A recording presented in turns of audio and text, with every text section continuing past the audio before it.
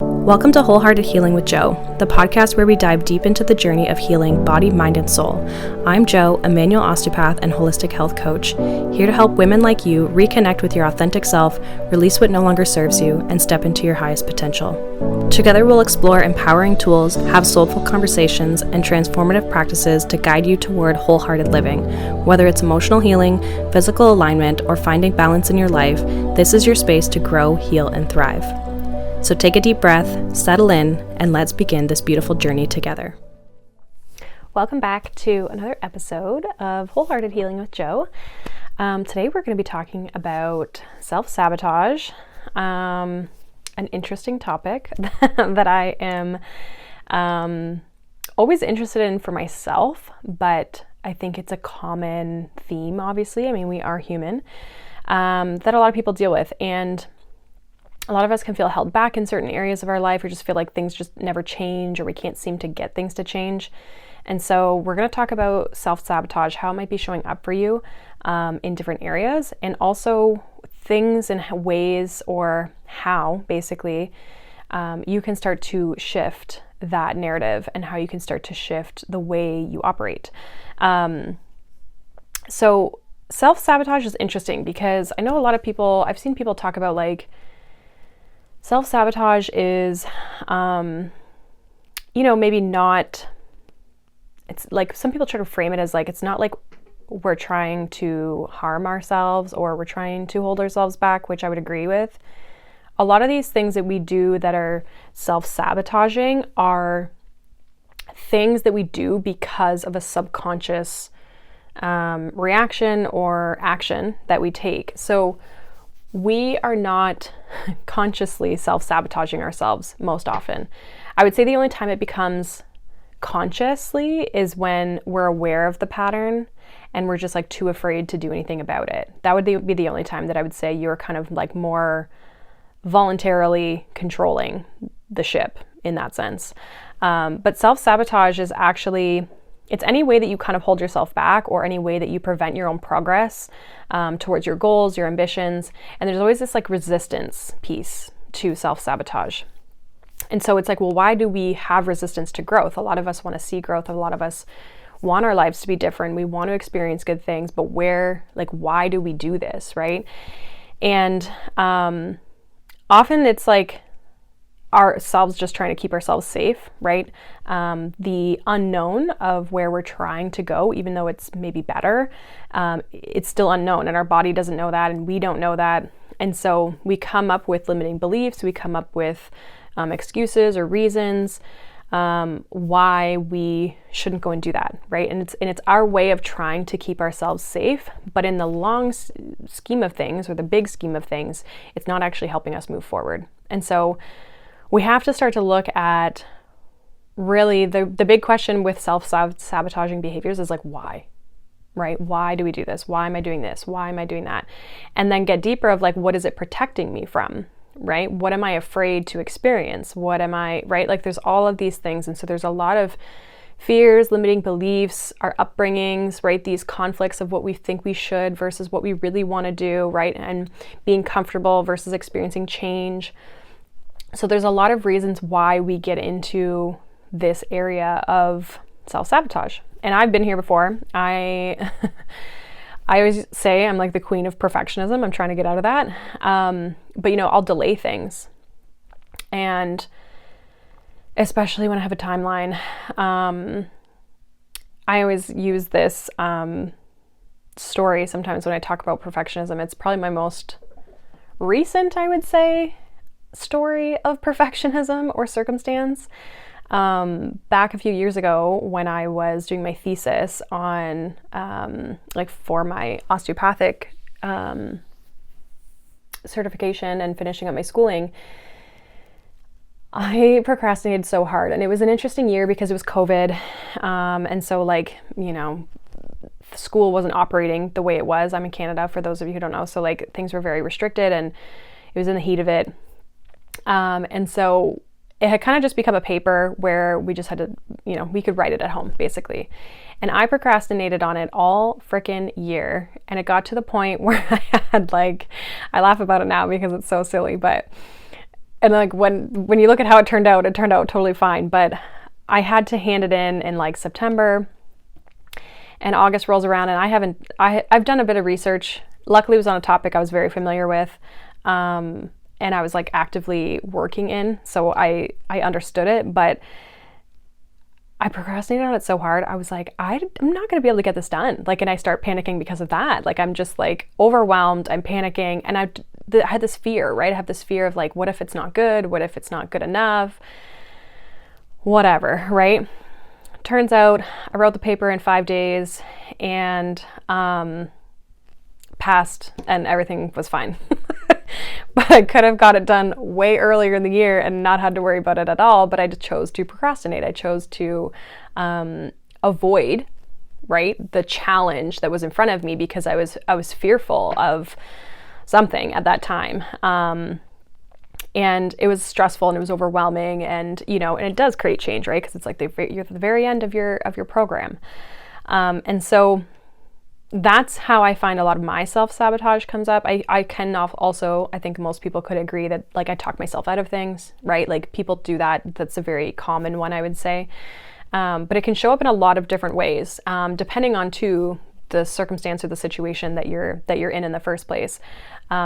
But that I find procrastination for me is a big one. And so we have to start to like recognize these patterns within ourselves of like, how do I show up and sabotage my own progress, my own goals? Do you give up?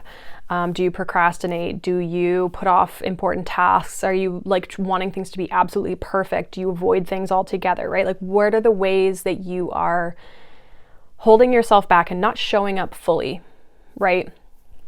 And I think this can come from a few things. Like, one, we're either so overwhelmed, so our nervous systems are just like not on board with the change we're trying to make.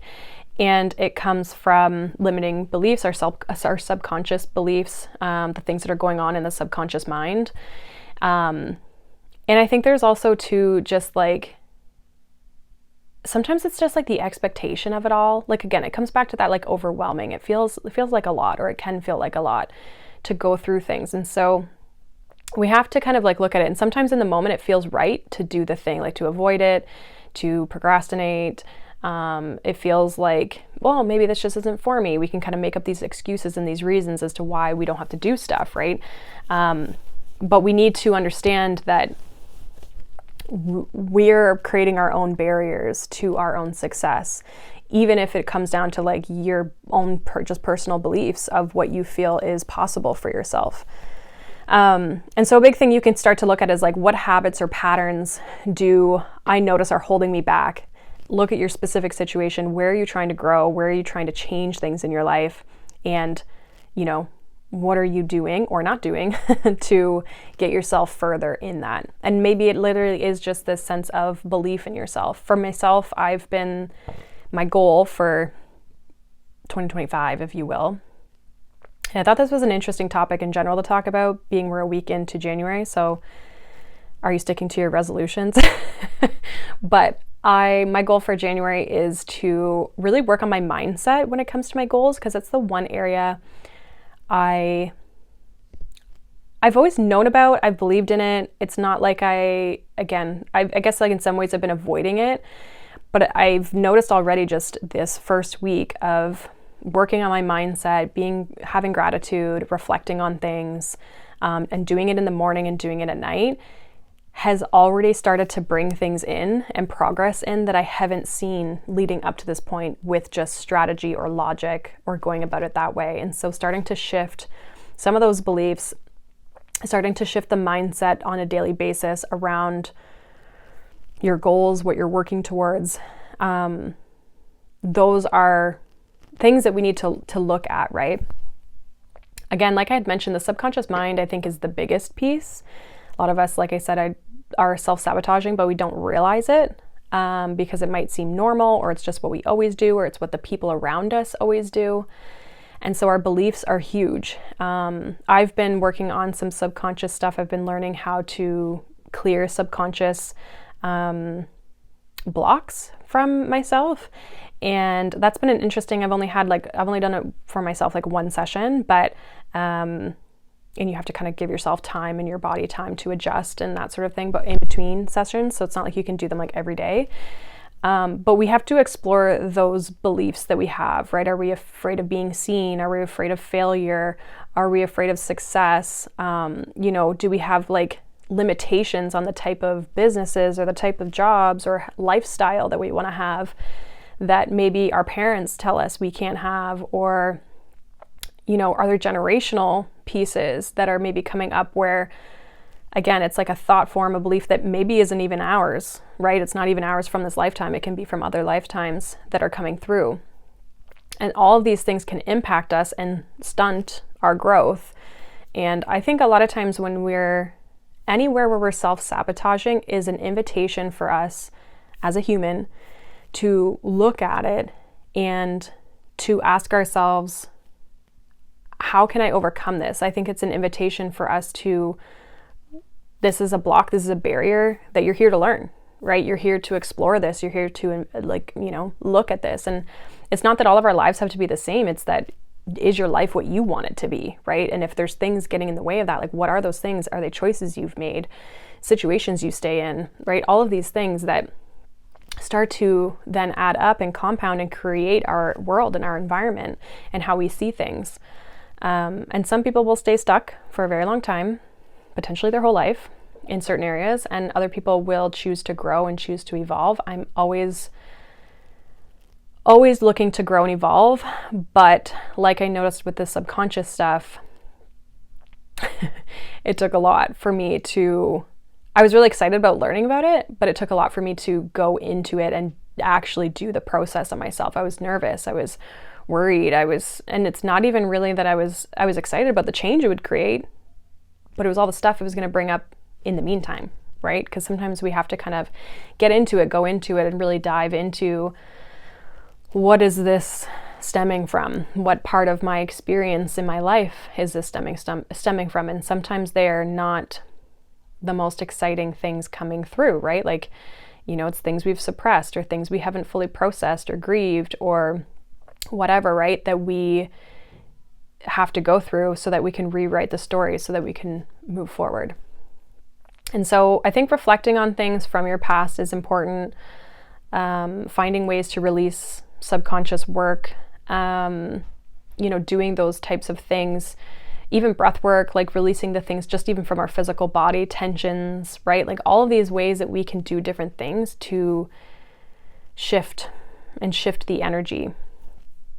And then once we're aware of what is the thing that's creating the self-sabotaging behavior, then we can start to look at like, okay, how can we shift in general the thought, the belief, right? The inner dialogue that we have towards the situation, towards ourselves.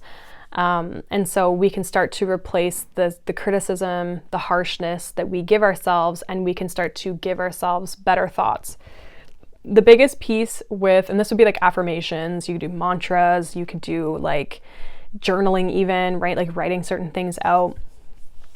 But I think the big thing is we don't go back to like why we're there in the first place, so that affirmations can feel kind of silly if we're only just trying to do affirmations. We have to dive a little deeper than that, and then we can bring up the affirmations to rewrite the story.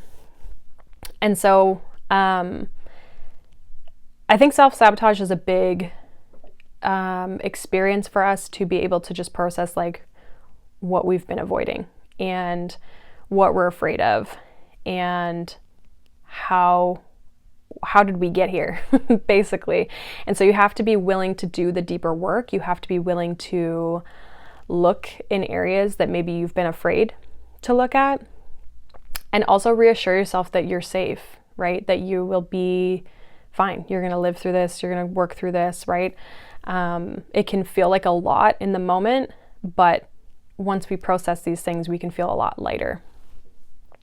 And as we move through these things, like, then you start to build trust. You start to build like consistency with yourself. You start to show up for yourself more. And so you trust yourself more, and you're able to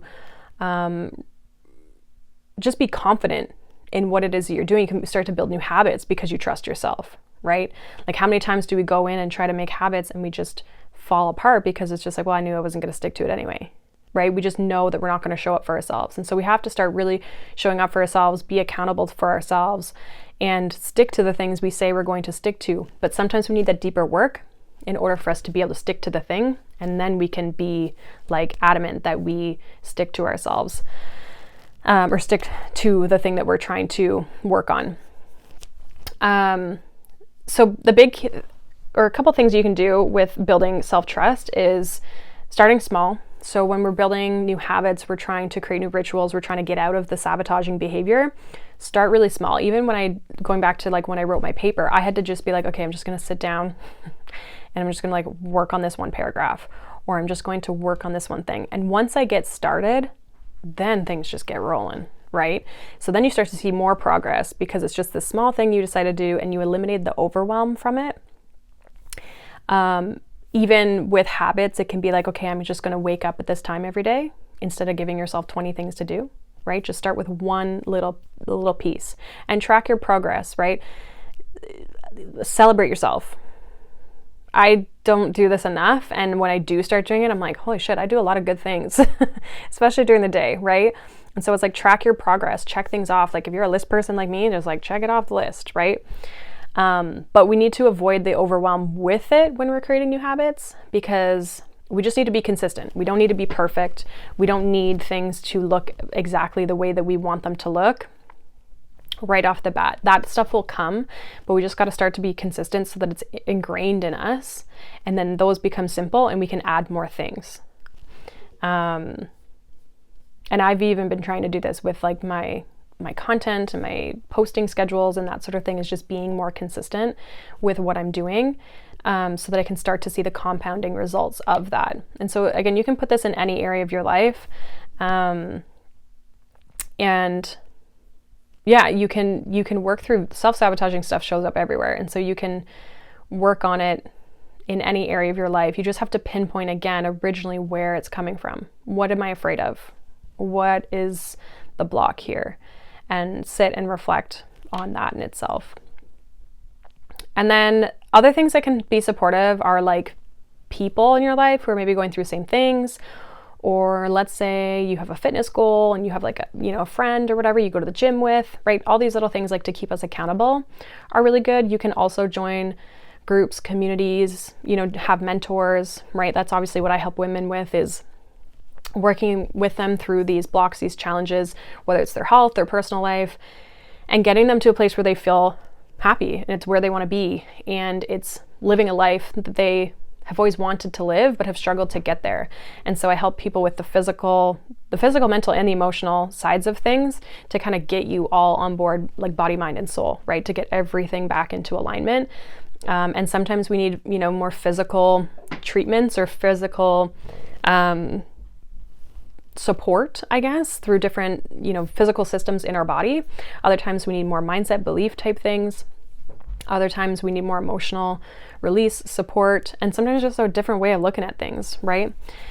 So finding people that you can connect with, but also that you can rely on for support, is going to help you be less likely to sabotage and more likely to stay on track. And it just kind of keeps you in the rhythm a little bit more. I've always found that even with my business and stuff. I have a business mentor, and just hopping on those calls like helps keep me on track and focused on like, what am I doing? Not that I don't sabotage certain things along the way, because again, I'm human, but it helps me at least not set it and forget it and eliminate it, because I just decided to like throw it out the window. As long as I show up to those things, I'm kind of like always in that mindset, which helps for sure. Even if I'm having like a bad week, like a bad day, whatever. So yeah, that's pretty much the biggest thing. Again, biggest takeaways for self-sabotage is that sometimes if we can't change our habits, there's probably a deeper root of a subconscious block that's going on there. Especially if you're feeling stuck in your life and you haven't been able to change something, if you've been working really hard to change it, there's probably a subconscious block there that's happening. And so releasing that is going to be important. And yeah, just being kind and being compassionate and gentle and patient with yourself as you move through these things. The biggest key to a lot of things is awareness. Once we have that awareness, we can start to make changes, be more conscious about it, right? Because we're aware of it. And you'll start to see things shift, and you'll start to see things come into your awareness that can support you and that can help you, whether it's a person, a course, a book, whatever the thing is, someone even just talking about it on like social media, and you're like, wow, I was literally just thinking about this. Like, I've had that happen so many times. Something that's relevant to what you're going through, things will come into your world. They'll come into your environment. I've had it happen personally with multiple things. Even things I just want to learn will sometimes pop up. And so it's being open to those things and being open to the change and not being afraid of the change. But definitely look into subconscious blocks, because that will be a big piece. And as I kind of go through, I'm kind of like just dipping my toes into the subconscious blocks. It's something I definitely very much want to learn about. The process that I'm learning right now has been quite interesting. So I think it'd like to be something that I start to incorporate in my coaching programs. I just have to kind of get to that point. Obviously it takes time, but it's definitely something I believe in and something I'm aware of. And it's powerful, it's huge. And so I think especially when people have done a lot of things and not everything has worked, then definitely subconscious roots and subconscious blocks are going to be important to take a look at. But that's pretty much what I got for today. So hopefully that resonated for you. Let me know, do you have any subconscious blocks or just self-sabotaging behaviors that you kind of know, or just like inadvertently like what you fall back into, right? Patterns, habits that you catch yourself in, and you're just like, why do I do this? Or maybe you know why you do it, right? Definitely share those, especially if you're on YouTube. You can share those kind of down below in the comment section. Otherwise, if you're just like listening to this on a podcast, you won't be able to share it, but you can feel free to message me on Instagram. I will always love to chat with you guys, see what's going on. And then as well, if you're interested in any of my coaching, I have one-on-one sessions, like single sessions, that are called physical and emotional breakthrough sessions. So we deep dive basically with you on what's going on. And then if you want more, bigger support, longer support, I have my group coaching container for Elevate Her, which is 12 weeks. I also have my private Elevate Her coaching, which is also 12 weeks. So basically private and group coaching. So if any of those are something you're interested in or want to learn more about, you can either hop over to my Instagram, check out my posts. You can also message me on Instagram. That's the easiest way probably to get a hold of me. And then I'm on the most. But other than that, that's pretty much all I got. I hope you guys are having a wonderful start to 2025. And let me know if you've got any goals for 2025. I would love to know what they are. And I will be back next week for another episode. Not sure what it'll be, but we'll see. And yeah, we'll get back and have another conversation. So I will see you guys in the next one. Bye.